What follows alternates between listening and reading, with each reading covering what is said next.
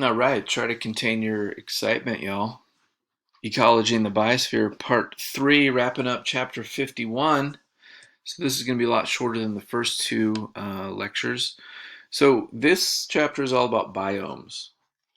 So, do you remember biomes? You learned about biomes in like fourth grade, and then probably again in seventh grade, and then again in 10th grade. Biomes are like, probably your jam. A biome is basically just a vegetation type plus its surrounding microorganisms, fungi, and animals.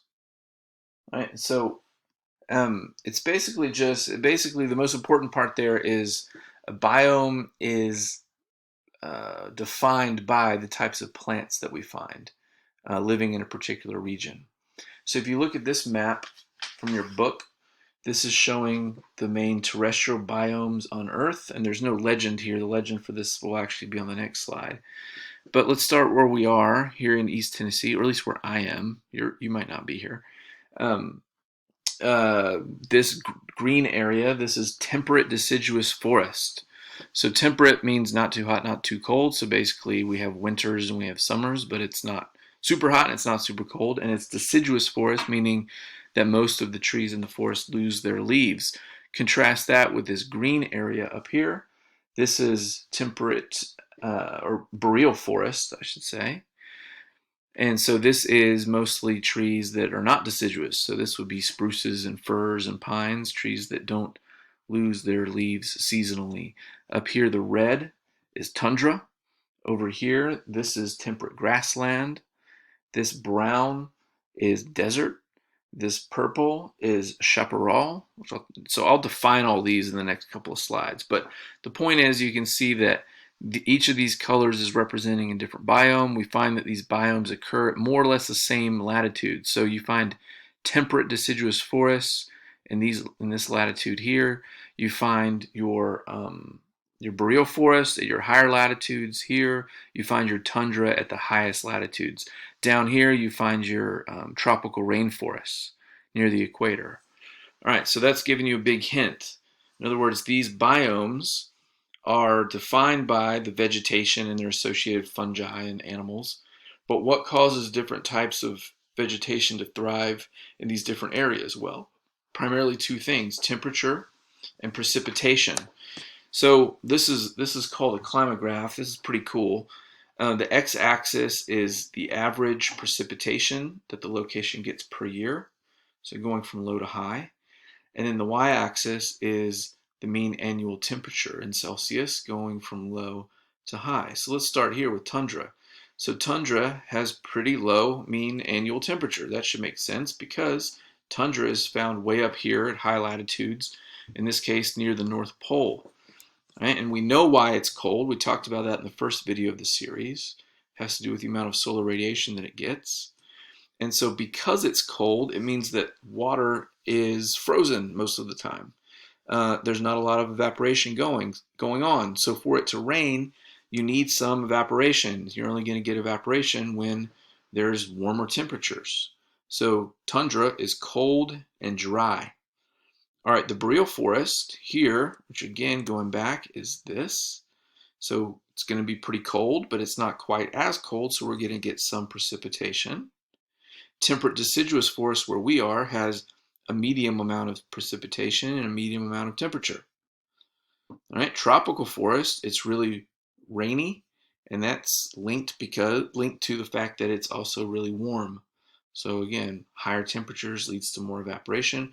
And that leads to more precipitation. Where do we find tropical forests?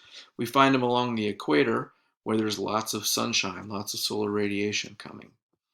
All right, deserts, really high temperatures and really low precipitation. So in a desert, there will be plenty of evaporation, but deserts typically are isolated from water sources. So deserts oftentimes are in the middle of the continent, so far away from oceans, so far away from source of water.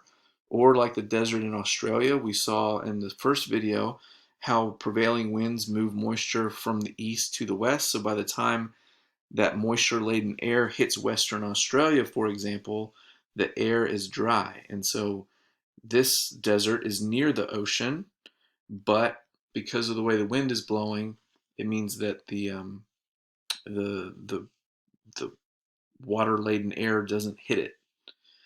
So anyway, the point is precipitation and temperature are the driving factors in generating these various biomes. All right, let's talk about the biomes. All right, starting with tropical forests. So tropical forests, you can see each time for each of these biomes, I'm going to show you this is from the book. I'm going to show you a picture of some representative vegetation, and then you can see on the map where this biome is located. So tropical forests are typically near the equator, so places where it's warm and wet.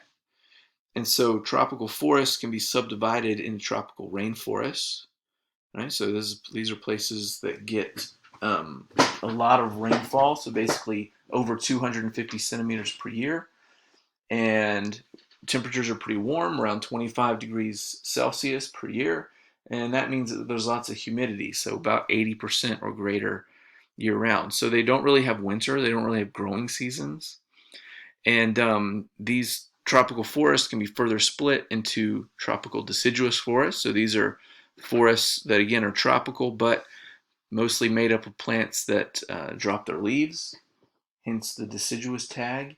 So why do these plants in tropical deciduous forests drop their leaves?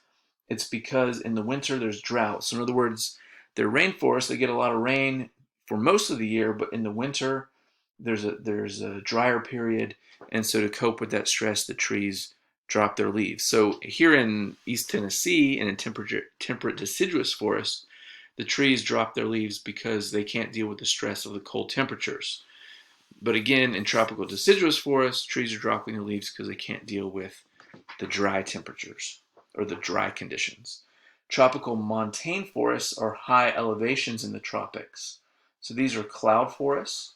And so usually it's short trees, about no more than 10 feet tall. And the air has a lot of moisture in it. And hence the name cloud forest. There's a lot of humidity.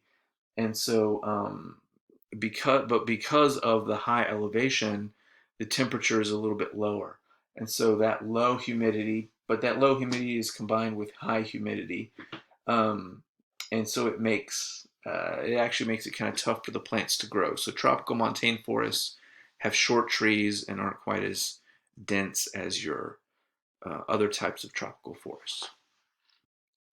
All right, savannas. Savannas are grasslands with scattered trees. And so these are typically next to tropical deciduous forests. But the reason that they're not tropical deciduous is because there is pretty intense seasonality. So they have a wet season and a dry season. So they have a wet season where there's lots of rain, anywhere from 90 to 150 centimeters. But then there's a dry season, which is a drought that lasts several months. So the plants that thrive in savannas deal with these dry conditions. So grasses deal with this pretty well. And so when the wet season is in effect, the plants grow quickly and put down a lot of roots, and then that allows them to help um, basically wait out the dry season. So sometimes they even burn, so you can have fires during the dry season. Animals often move out of the savannas when it is dry and migrate to places where there's more rain.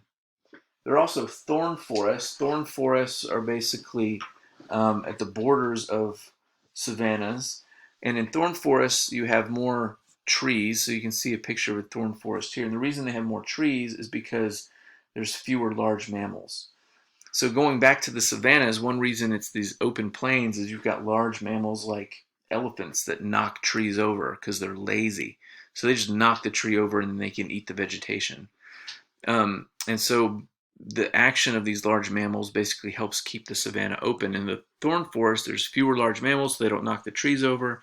So that means there's more trees, and more trees means that there's more shade. It allows grass, but it also helps these trees kind of sprout up.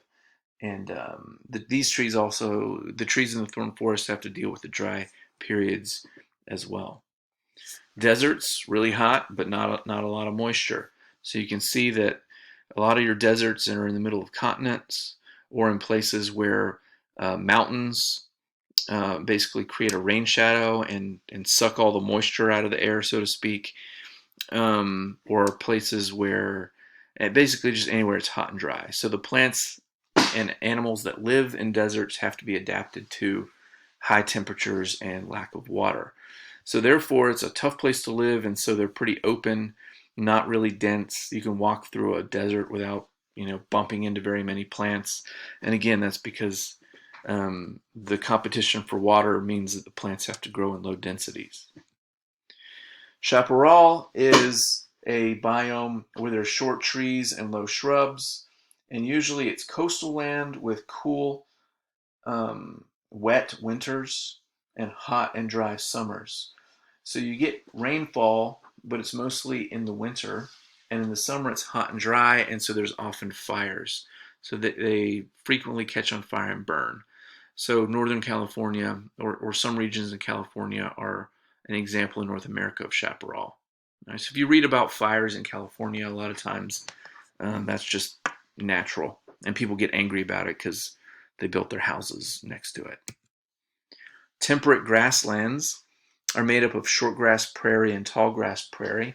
So you can see here that usually they're in the middle of a continent. They're not as dry as a desert, so they do get some rain, but they don't get a whole lot of rain. So it's pretty low amounts of rainfall, usually less than 100 centimeters.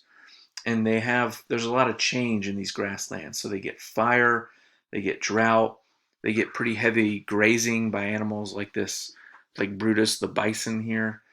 And so you end up getting basically the trees get browsed or grazed by the animals, and you don't have a lot of trees. Plus, it's dry; the fires burn up the trees. But grasses respond well to fire and to drought and to being grazed by mammals. So over time, the biome basically turns into a big grassland. And I won't really get into the difference between shortgrass and tallgrass prairie.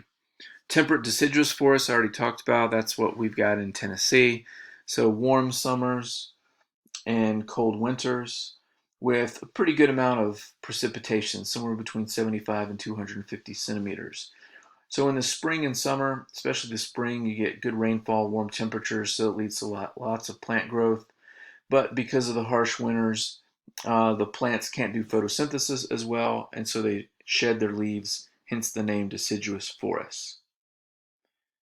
Um, this is in temperate deciduous forests. This is where you get oak trees and ashes and birches and beeches and chestnuts, and you get all of the animals associated with those trees: squirrels and white-tailed deer and black bear and so on.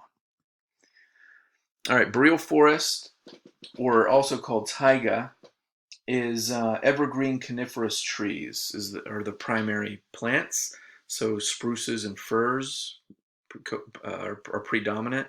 So again, we get decent amount of rainfall here, but you get a long winter and really cold conditions. So that long winter and cold conditions leads to a dry climate, and so your conifer trees, your gymnosperms, are adapted to these drier conditions, and so they're able to outcompete your broadleaf trees like oaks and hickories. There's also temperate rainforests. So temperate rainforests are typically in coastal lowlands. So you get mild, wet winters and cool summers. So this would be the Pacific Northwest, for example. So lots and lots of rainfall, and again, the the cooler temperatures help produce some really big spruce and fir trees who are able to outcompete your oaks and maples and so on. All right, your higher latitudes, you've got tundra, which I mentioned previously. It's so cold that you don't get a lot of evaporation, so therefore not a lot of precipitation. When you do get precipitation, it's snow, and the snow tends to not melt for long periods of time because of those temperatures. In the tundra, you get permafrost, and so this is just when you have more or less permanently frozen soil. So basically, perpetually frozen soil up to 150 feet thick, or actually 1,500 feet thick. You also get alpine tundra. Alpine tundra is tundra at high elevations. So whereas your Arctic tundra is at high latitudes, like Alaska, northern Canada, northern Russia, alpine tundra, you can find that on the tops of mountains. So basically, because they're growing at high elevation, it's really cold, and it can't sustain big trees and grasses and so on. So you get a unique mix of plants and lichens and mosses and stuff. If you've been on the top of Roan Mountain, this is about as close as you can get to an alpine tundra on the East Coast. All right, wetlands are you ready for this? This is going to be a shocker. Wetlands are really wet, lots of rain. And so wetlands are basically where you get fresh water meeting the land. All right, so you might get land that's inundated with lots of ponds and rivers and basically plenty of water to go around. So this forms swamps and marshes, and you get all sorts of, frogs and so on and so forth. All right, when we look at freshwater environments, we can split them up into some zones. So here's a cross section of a pond. All right, and this looks intimidating, but it's not too bad. So first up, we've got the photic and the aphotic zone. Photic zone is basically the zone that has light. So you can see here, this is the photic zone, and this is the aphotic zone. So the photic zone is where sunlight can penetrate through the water, and this is where you can get photosynthesis happening. So you will only really find plants and photosynthetic algae in the photic zone. The aphotic zone is deep enough that light doesn't really penetrate, so it's dark, not enough light to sustain photosynthesis, so not a lot happening down there, not a lot of photosynthesis happening. And then you get these various zones more horizontally, so you get the littoral zone and the limnetic zone, for example. The littoral zone or littoral zone is shallow water, so here the water is shallow enough, and it's in the photic zone, so you get light. So you get plants growing. So it's shallow enough for the plants to basically put down roots and attach to the substrate and even grow underwater. And then the limnetic zone, the water is deep enough where it's too deep for the plants to grow. So here your photosynthesis is going to be done by algae. The profundal zone is basically the same as the aphotic zone. So this is where, again, you don't have a lot of photosynthesis, but you will have fish and microorganisms and other little scavenger creatures. Okay, and so in lakes, especially in temperate areas, they undergo a pretty interesting transition through the four seasons. And so basically what happens, let me go to the next slide. So let's track a lake through the four seasons in a temperate area. So let's start with, let's start with the summer. So in the summer, it's warm, and you get sunlight hitting the water. So your upper water is going to be the warmest, and so you get this warm, less dense water forming a layer called the epilimnion.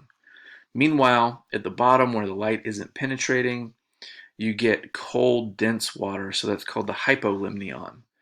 And so in between, you get a thermocline. And the thermocline is basically a transition zone where you get a rapid change in water temperature. So if you look at the base of the epilimnion, it might be 18 degrees Celsius.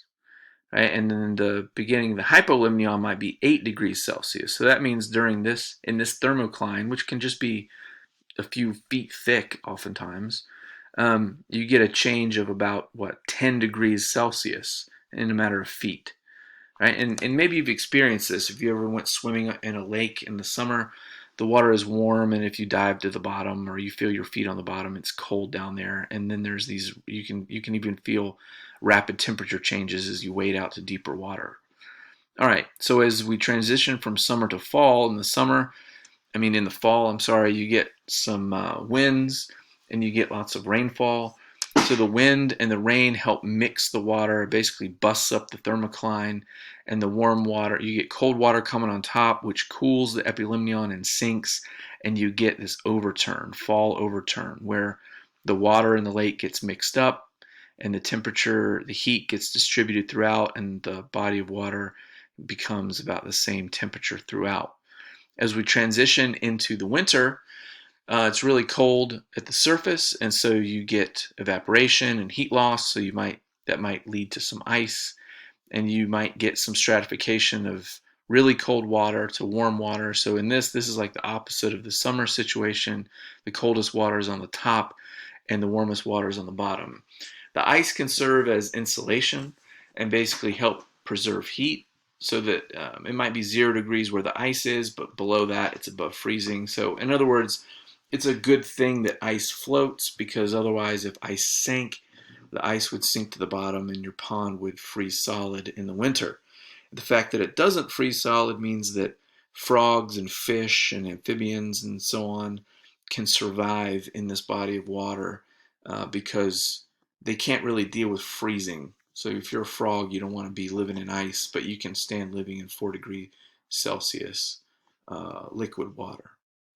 All right, and then in the spring it starts to rain and we get winds again, and so the ice melts and the cold water falls to the bottom and the wind mixes it up, and so we get spring overturn, right? And so spring and fall end up looking the same. So winter and summer are kind of flipped, but spring and fall are more or less the same. Did I hit everything? Spring and fall overturn, hypo, epilimnion, and thermocline. Yeah, got it. Good job. Thanks. All right, lakes can be oligotrophic or eutrophic. And what this means is sometimes a lake, like imagine a lake high up in the mountains, right? It's going to be nice crystal clear water. And so this would be an example of an oligotrophic lake. So in this lake, you don't have a lot of pollutants, you don't have a lot of algal growth or plant growth, and so the light can penetrate pretty deeply, and you get nice clear water. The sediment maybe settles out. So you get nice clear water in an oligotrophic lake.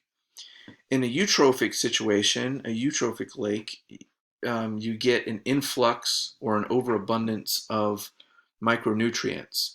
So in this case, we've got a farm, and on the farm, maybe they're using fertilizer or the cows are pooping in the water.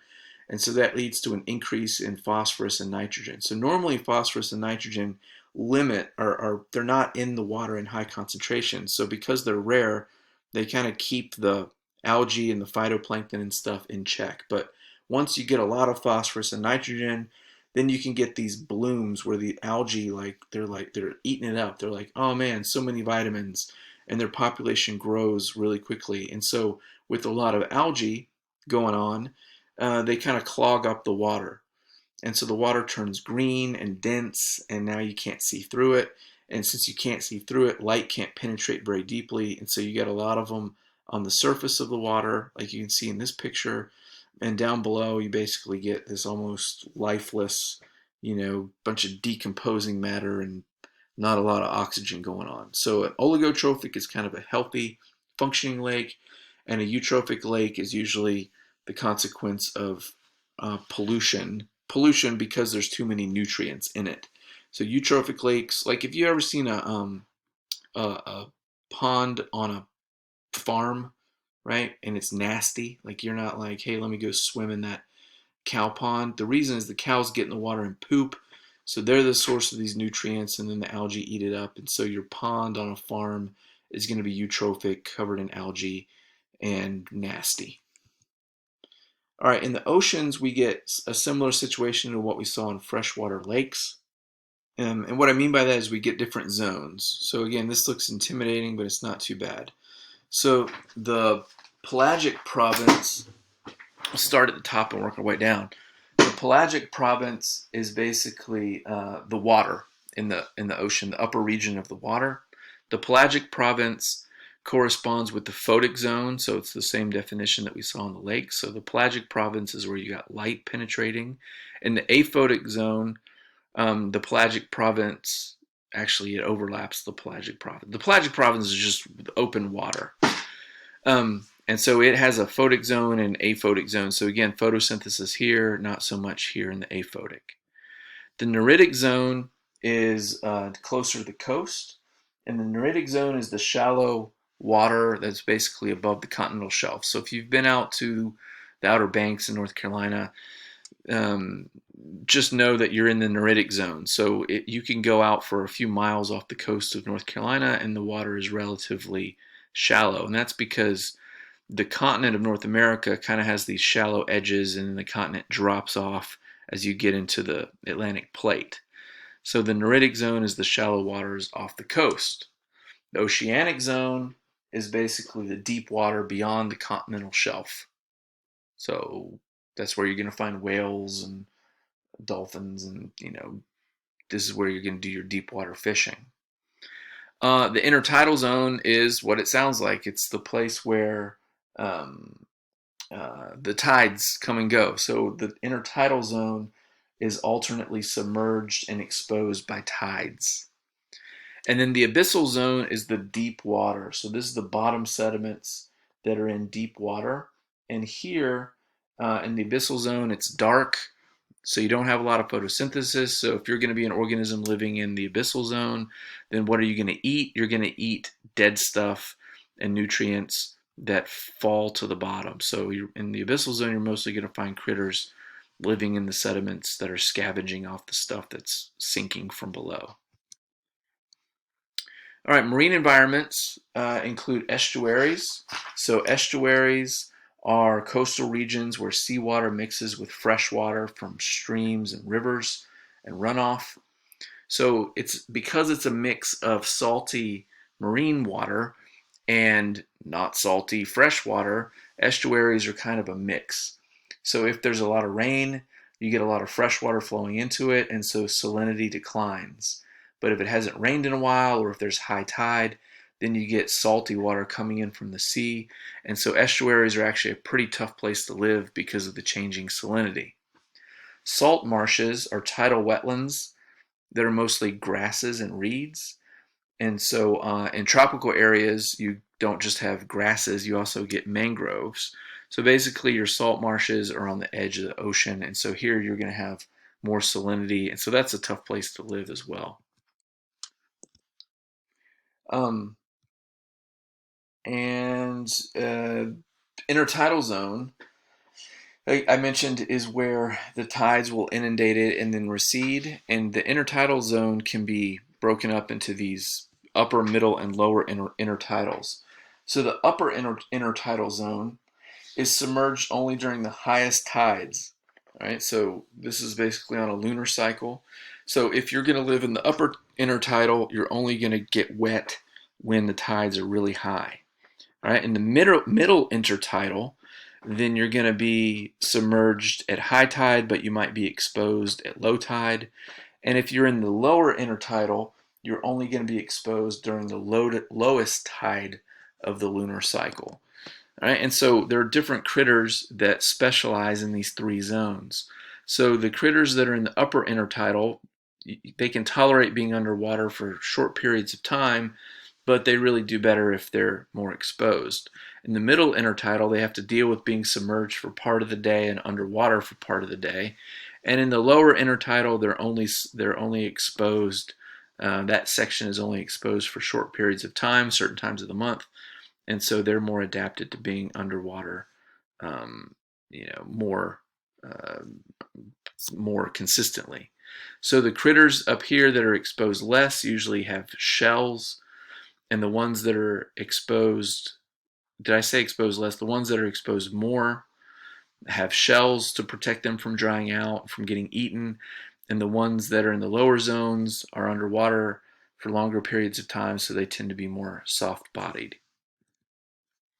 In the oceans, we also get kelp forests and coral reefs.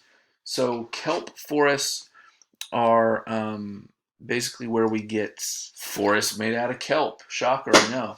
So kelp is a type of brown algae, and these grow in the neritic zone. So basically, they grow where the water in the sea is shallow enough for them to root or attach to the substrate at the bottom, and then they grow up towards the light. So in kelp forests, the fact that you got these kelp that are doing photosynthesis means there's lots of production, there's lots of stuff to eat, so you get a lot of fish that are feeding on the kelp, and then you get fish that are feeding on the fish that are feeding on the kelp. Coral reefs are similar in that it's warm, shallow, tropical water, usually off of a continental shelf. And you get sunlight that penetrates all the way to the bottom because it's shallow. And so, again, that sunlight allows algae to grow and coral to grow. So, coral feeds on microscopic organisms and filter feed the water. and the corals build these, skeletons, these uh, basically structures that provide habitat for the other fish, for fish, and for other critters. So the presence of the coral allows habitat and food for some fish, and then the fact that those fish are there brings in other fish that eat those fish, and fish that eat those fish that eat those fish, and so on and so forth. So in both cases, you get a lot of biodiversity. And again, in both cases, they're going to be in the neritic zone in the shallow waters off of the coast of a continent. In the open ocean, you only get photosynthesis in the photic zone, so in the upper layers of water. And so basically you get plankton, so small microscopic photosynthetic organisms, right, that are basically algae. And then you also get zooplankton. So these are the animals that eat the algae. So these are all microscopic. So they're floating out on the open ocean, and so they don't get really big. They can't, attach to the substrate and stay in one place. They get moved around by ocean currents. But that's your plankton. Your plankton, which is your phytoplankton, which is your photosynthetic algae, and your zooplankton, which is your non-photosynthetic plankton. Sorry, I didn't define that very well the first time around. Then you get nekton, and so nekton is basically all of your critters that swim against the currents. So your plankton they're not big enough to really fight the current, so they passively just get moved around.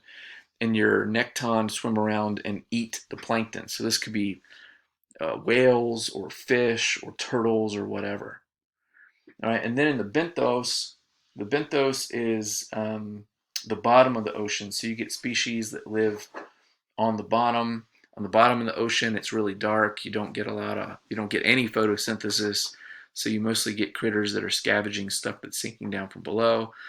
And in the benthos, you're going to get species that are adapted to the dark water and to the low densities of animals, like this deep sea anglerfish. Ooh, that's it. It's over. Chapter 51, wrap. That's a wrap.